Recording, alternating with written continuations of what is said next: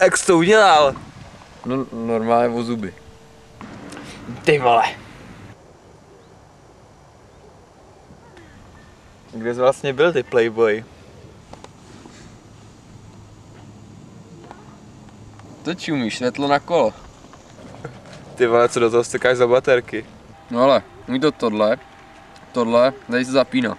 Ale teď neřeš, protože teďka máme na tématu tu žábu včera. Počkej, to je žába. Ta včera? No ta, že jo. Tyve, tam je normálně převlíkla hadry na noc. No to jo, že jo, ale mně zrovna přijde divný, že zrovna když mám pokousanou ruku, tak zrovna u nás v bytě je žába, že jo.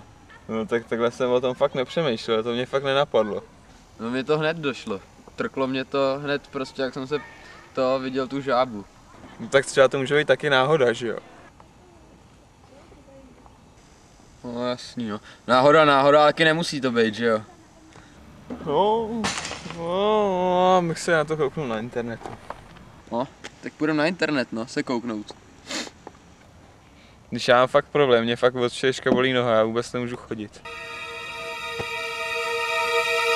Hele, co ty máš s tou nohou? Mně se to nějak nezdá, hele. Říkám, ne? Od včerejška mě bolí. Co s tím tak loncuješ? No, lomcnem asi tak jako ta tvoje ruka. Si ty vestuš tu tvoji hnátu do kapsy a jdem.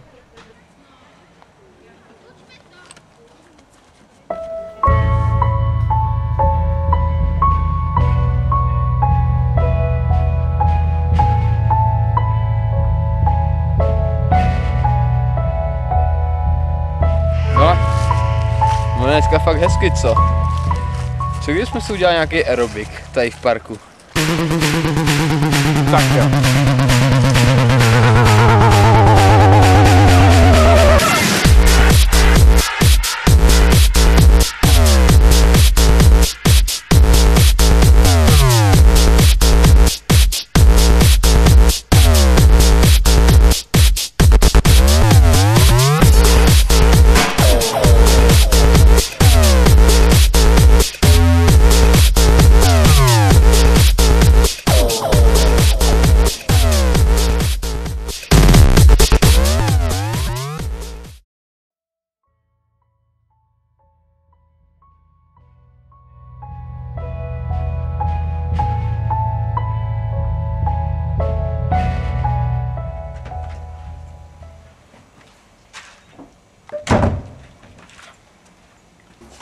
Jsem si dal přihodit hadry.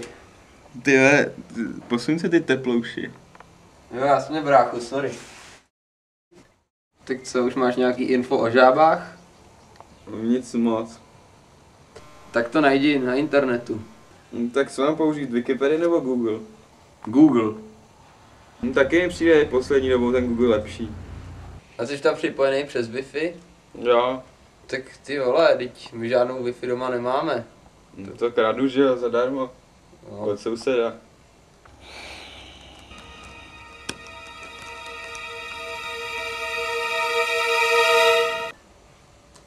Hele, soused Bláža. Ahoj Blážo. Co máme za novinky na Seznamu? Ale Japonci udělali oblek proti prasečí chřipce. Vy děvky!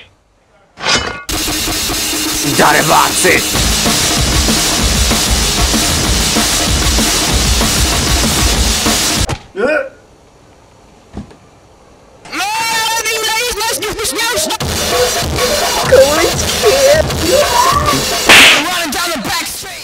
To sprděný prase!